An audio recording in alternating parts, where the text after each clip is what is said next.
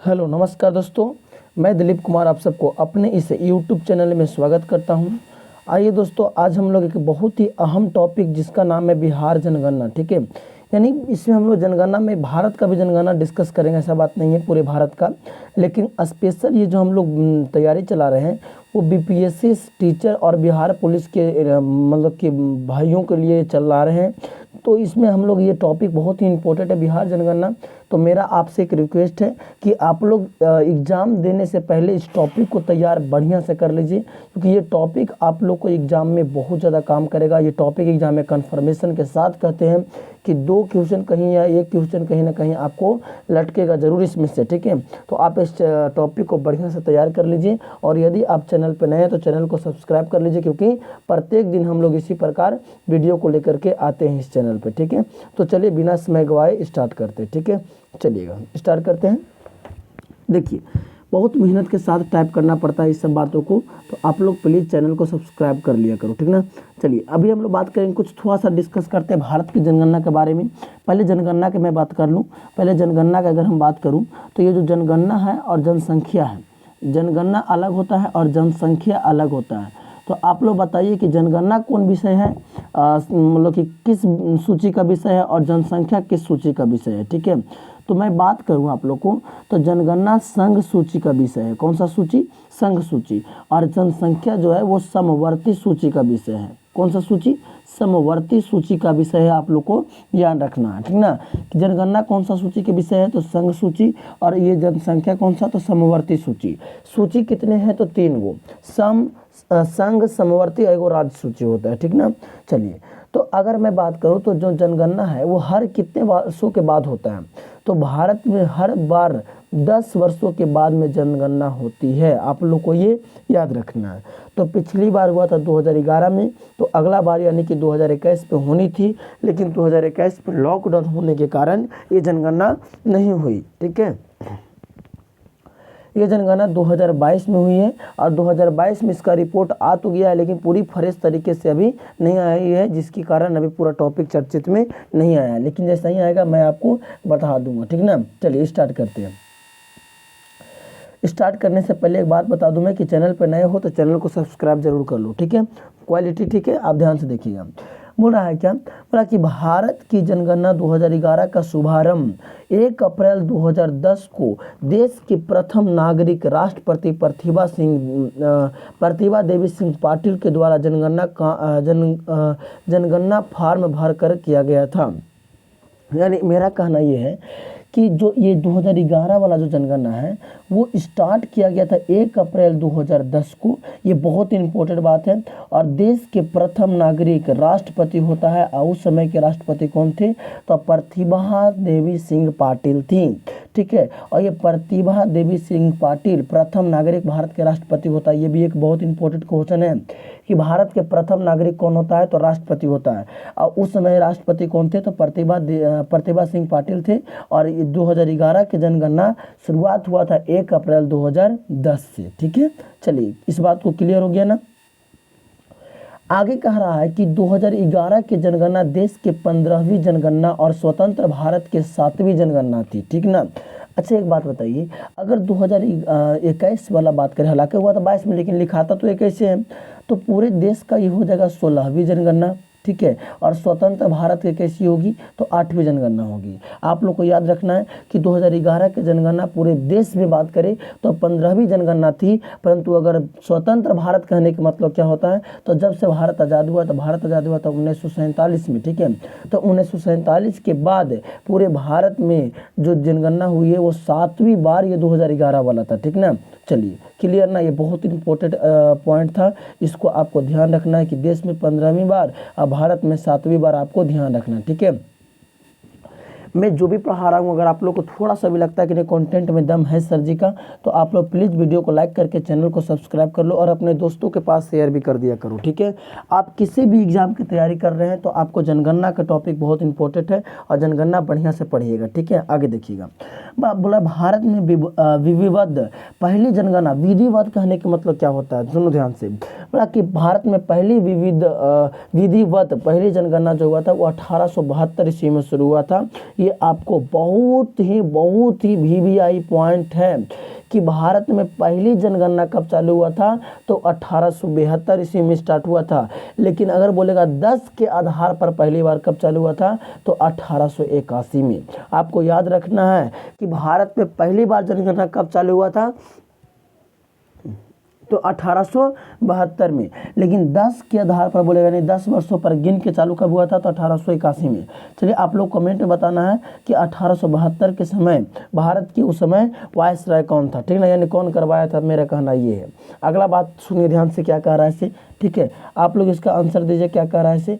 अगला देखिएगा, इसको बताइए, आप लोग कमेंट करके जरूर बताइए कि कौन इसका आंसर होगा, ठीक ना। हाँ, तो मैं क्या बात कर रहा था, आगे देखिए। आपको पूछा मैं कि जो 1872 में जो जनगणना हुई थी वो कौन करवाया था, उसमें कौन था, ये ना। चलिए वो तो आपको बताना ही है, आगे मिलेगा आप लोगों को मैं बताऊंगा। आगे देखिए, मतलब भारत के जो जनगणना 2011 वाला था, इसका शुभंकर क्या था, तो मैस्कॉट। शुभंकर यानी मैस्कॉट कहा जाता है। शुभंकर माने क्या होता है, शुभंकर के मतलब होता है कि एक ऐसा शब्द जो कि सभी को मतलब उसमें भावित कर सके, तो उसका शुभंकर था। प्रागण्यक शिक्षिका को बनाया गया था। यानी ये शब्द आपको याद रखना है कि भारत के जनगणना 2011 वाला जो हुआ था उसमें शुभंकर क्या था, तो प्रागण्यक शिक्षिका उस समय शुभंकर था, ठीक है। चलिए आगे देखिएगा, ये बहुत ही हाईलाइटेड पॉइंट है, इसको पूरी तरीके से गौर से याद रखना, ये बहुत ही हाईलाइटेड पॉइंट है, ठीक है। चलिए इसको ध्यान से आपको याद रखना है, बहुत ही इंपॉर्टेंट पॉइंट है, इसको गौर से ध्यान रखना है, ठीक ना। क्या कह रहा, बोला कि 2021 की जनगणना में आज़ाद भारत में पहली बार अन्य पिछड़े वर्ग ओबीसी से संबंधित जातिवार आंकड़े एकत्रित किए जाएंगे, और इसके पहले 1931 ईस्वी में जातिवार जनगणना हुई थी। जनगणना 2021 का संचालन 22 अनुसूचित भाषाओं से 16 अनुसूचित भाषाओं में किया जाएगा। यानी आपको कहने का मतलब ये हो गया है कि 2011 के जो 22 की जनगणना है उसमें जातीय जनगणना होगा, यानी इसमें ओबीसी के बारे में अलग से निकाल कर जाति दिया जाएगा कि ओबीसी की कितना जनसंख्या है। ऐसा काम चालू हुआ था 1931 में, हुआ तो था, लेकिन पूरी तरीके से जो अभी होने वाला है वो पूरी तरीके से होने वाले, ठीक है। चलिए आपको पता है कि अनुसूची नंबर 8 में 22 गो भाषा है, जिसमें 16 गो भाषा में जनगणना होने वाला है, ठीक है। चलिए आगे देखिए, आगे हम लोग देखते हैं। मतलब 2011 के जनगणना का जो स्लोगन क्या था, स्लोगन माने कि एक शब्द, तो इसका शब्द है हमारी जनगणना हमारा भविष्य। हमारी जनगणना हमारा भविष्य, भाई वेरी इम्पोर्टेंट, ये बहुत इम्पोर्टेंट है, आपको ध्यान रख लेना है, ठीक है। आगे देखिए, अगले क्या कह रहा है, मतलब 2011 के जनगणना में देश के 35 संघ राज्यों के कुल 640 जिला और 7,933 नगर और 6.41 लाख गांवों का सर्वेक्षण किया गया था। यानी कि 2011 के जनगणना में 35 को राज्य गिना गया था कि कितना लोग हैं, और 640 जिला गिना गया था, और 7,933 को नगर, और 6.41 लाख यानी लगभग 6.5 लाख गाँव को गिना गया था।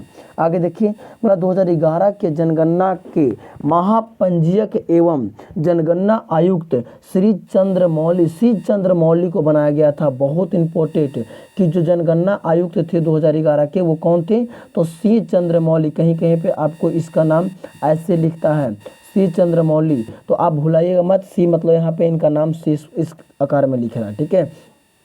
आगे देखिए, बोला कि 2011 के जनगणना में असम यानी जो कि असम है कि अंगात क्षेत्र की जनगणना नहीं की जा सकी। इसके लिए 1981 के आंकड़े को अंतर्वेशन द्वारा संशोधित कर ग्रहण किया गया था। आपसे अगर ये डीपली सवाल पूछने की संभावना है, ये खखोर के सवाल पूछता है एकदम, तब बताने की संभावना है कि बताइए कि भारत के कौन सा ऐसा इलाका था, एरिया था जहाँ पर जनगणना नहीं हुआ था, बस अनुमान लगा करके जनगणना को लिखा गया था, तो असम के एरिया में, ठीक है। असम के कौन सा क्षेत्र, तो अंगात क्षेत्र में, ठीक ना।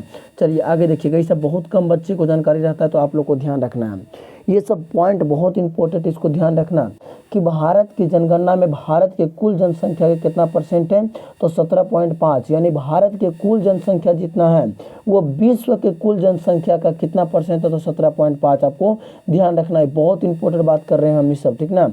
चलिए आगे देखते हैं। अगर वीडियो जरा मरा भी अच्छा लग रहा है तो चैनल को सब्सक्राइब जरूर कर लो, और सब्सक्राइब करके बेल आइकन को दबा करके वीडियो को लाइक कर लो और दोस्तों के पास शेयर भी कर लो, ठीक है।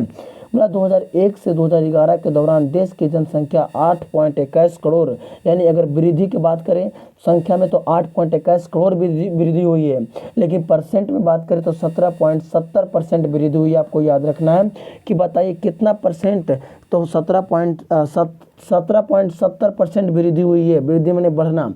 और अगर नंबर में बात करें तो 18.21 करोड़ आदमी बढ़ा है 2001 से लेकर 2011 तक।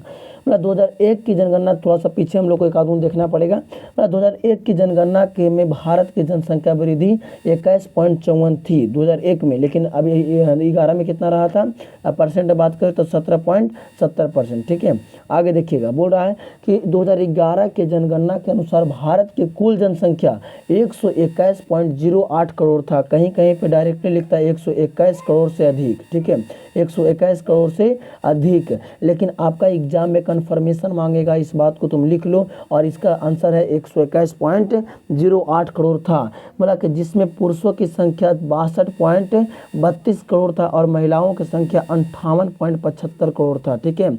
चलिए, पुरुष ज़्यादा था और महिला कम था, ठीक ना। चलिए आगे देखिएगा।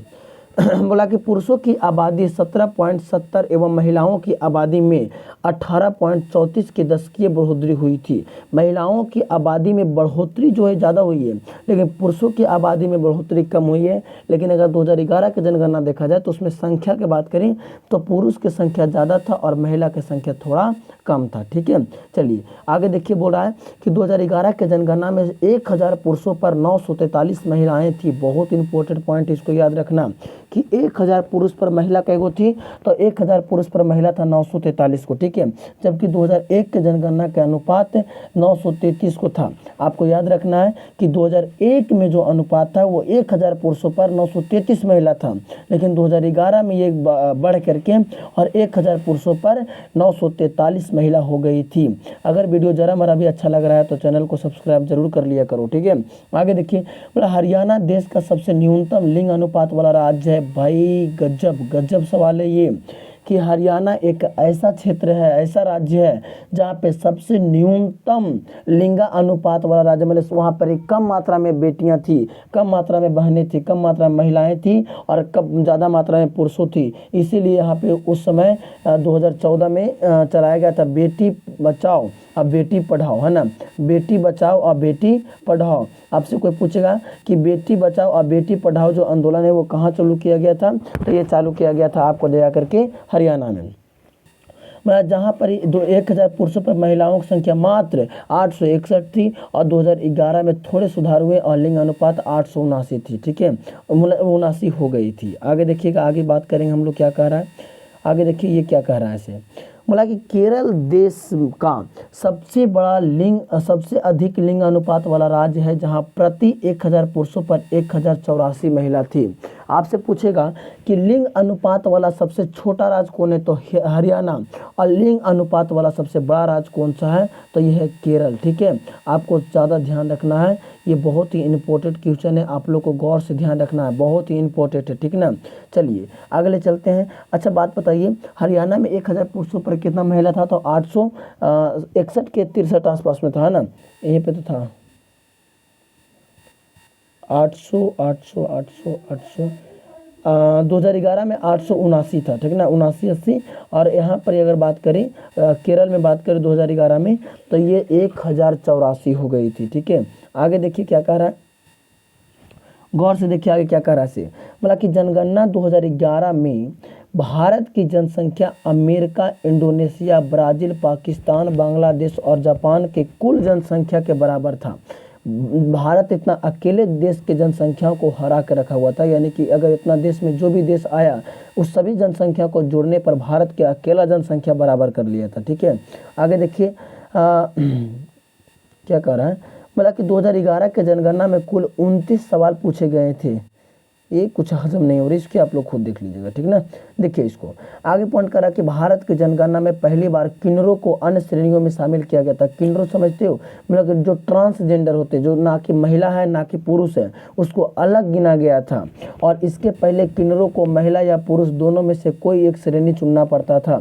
देखिए 2011 की जनगणना में पहली बार ऐसा घटना घटा था कि महिला को अलग, पुरुष को अलग और किन्नर को अलग मतलब कि गिना जाता था। लेकिन 2011 के पहले की घटना बताएं हम तो किन्नरों को महिला में गिनाना है कि पुरुष में गिनाना है, ये उन्हीं लोग से पूछा जाता था, ठीक है। चलिए आगे ले चलते हैं। मतलब कि सेक्स वर्करों को पहली बार जनगणना में भिखारियों के बजाय एक अलग वर्ग में रखा गया था। ये भी आप लोग को ध्यान रखना। अच्छा, सेक्स वर्कर क्या होता है? यानी कि सेक्स वर्कर कहने का मतलब होता है कि वैसा लोग जो धंधा के लिए अपना दुकान खोल चुके, अपना इज्जत बेच के पैसा कमाते हैं, उन लोग को क्या करता है, उन लोग को भिखारियों में गिना जाता था, भिखारी के तौर पर गिना जाता था। लेकिन अबरी एक अलग वर्ग में रख करके इसको गिना गया था। आगे देखा जाए, मतलब स्मरणीय है कि राष्ट्रीय जनसंख्या नीति, बहुत इंपॉर्टेंट, कि राष्ट्रीय जनसंख्या नीति कब लागू हुआ था? तो 2000 पूरे 2000 में वर्ष 2045 तक जनसंख्या स्थिरीकरण का लक्ष्य रखा गया था, जिससे आगे बढ़ा करके 270 कर दिया गया है। बहुत इंपॉर्टेंट है कि आपको कहेगा कि बताइए कि राष्ट्रीय जनसंख्या नीति 2000 में 2045 तक होना था, लेकिन इसको बढ़ा करके कब कर दिया गया? तो 2070 तक कर दिया गया है, ठीक है। जनसंख्या नीति का डेट बढ़ा करके 2070 तक कर दिया गया है। आगे देखिएगा इसको, 2011 के जनगणना में भारत की राष्ट्रीय साक्षरता कितनी है? तो 73% आपको ध्यान रखना, ठीक है। कितना है? 73%, ठीक ना। याद रखना कि भारत में राष्ट्रीय साक्षरता कितना है? 73%, यानी 100% में 73% लोग ही पढ़े लिखे थे। आगे मतलब पुरुष साक्षरता जो था वो 80.91% था। महिला का जो साक्षरता था वो 64.6 यानी कि 60 भी बोल सकते हैं, क्योंकि पॉइंट के बाद का जीरो छुपा हुआ रहता है, ठीक ना। चलिए, बोला कि महिला लोग देखिए कितना है, 64.6 है, लेकिन पुरुष लोग कितना, 80.91 है, ठीक है। आगे बोल रहा है, ये सब डाटा आपको याद रखना चाहिए, ठीक ना, कि मतलब कि कितना परसेंट लोग पढ़े लिखे थे 2011 के जनगणना के अनुसार पूरे भारत में, ओवरऑल भारत में। मतलब 2001 में पुरुष साक्षरता 75.26% तथा महिला साक्षरता 53.67% हो गई थी, ठीक है। चलिए, इसमें पुरुष लोग भी थोड़ा सा कम पढ़ा लिखे हो गया था। आगे बोला कि भारत की जनगणकीय इतिहास में 1921 ईस्वी को महान विभाजक वर्ष की संज्ञा दी गई है। ये गजब का सवाल है, आप कोई भी एग्जाम दीजिए आपको पूछेगा कि 1921 ईस्वी को कौन सा समय माना गया है? तो महान विभाजक समय माना गया, आपको याद रखना है, ठीक है। बोला कि साक्षरता दर के अनुसार भारत के प्रथम 10 राज्य और केंद्र शासित प्रदेश में कितना कितना लोग साक्षरता था? तो आपको ज़्यादा कुछ नहीं याद रखना है, पहला याद रखना है सबसे ज़्यादा कहाँ साक्षरता दर है? तो केरल। कितना है? तो 94%, ठीक है। सबसे ज़्यादा साक्षरता दर कहाँ था? तो केरल में। कितना था? तो 94.0। और एगो याद रखना है सबसे कम। अच्छा, केंद्र शासित प्रदेश में अगर बात करें तो केंद्र शासित प्रदेश में सबसे कम साक्षरता था पुडुचेरी में, जो कि 85.8 था। लेकिन राज्यों में बात करें तो राज्यों में अगर सबसे कम हम जनसंख्या, वो हो गया का जी, लक्षद्वीप, केरल वगैरह, ये सब इसी को रखा है जी, केंद्र शासित प्रदेश को रखा है। चलिए मैं गुण बता दूँ, इसका बता दूँ, राज्य का बता दूँ। तो सबसे ज़्यादा कम जो साक्षरता दर था वो बिहार का था, ठीक है।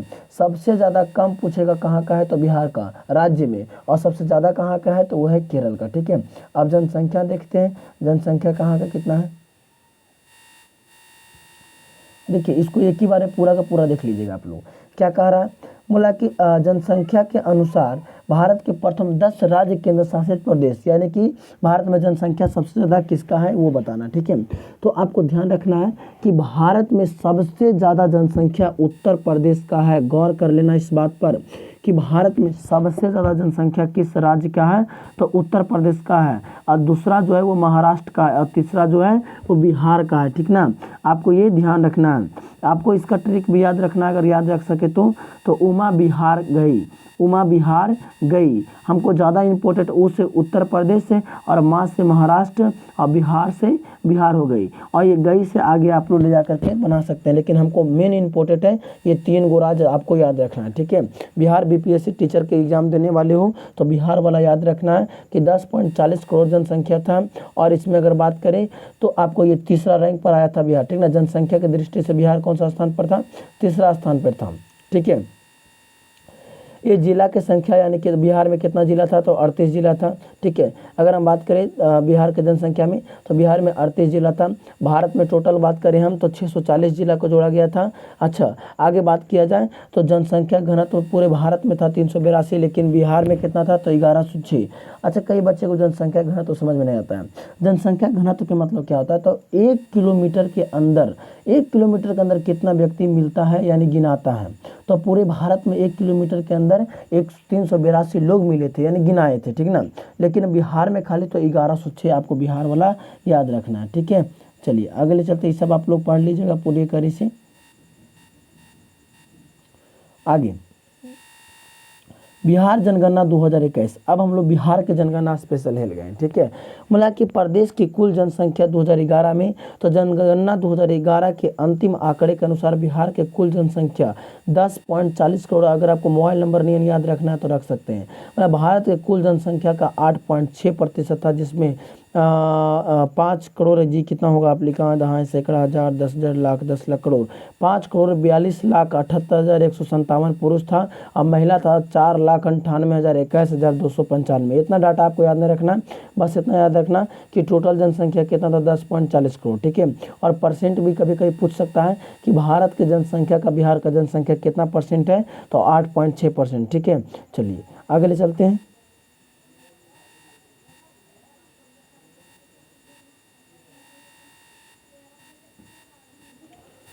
आगे देखा जाए, इसको देखिए क्या कह रहा है इसे।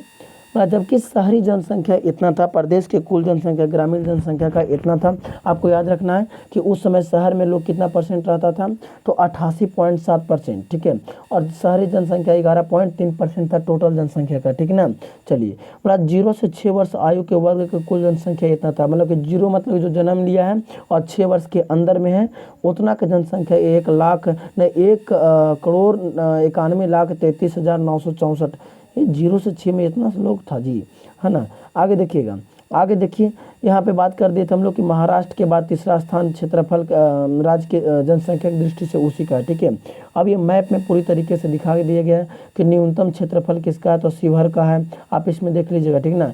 न्यूनतम क्षेत्रफल किसका? शिवहर का। सर्वाधिक दशकीय जनसंख्या वृद्धि दर कहाँ हुआ था? मधेपुरा में हुआ था, ठीक है।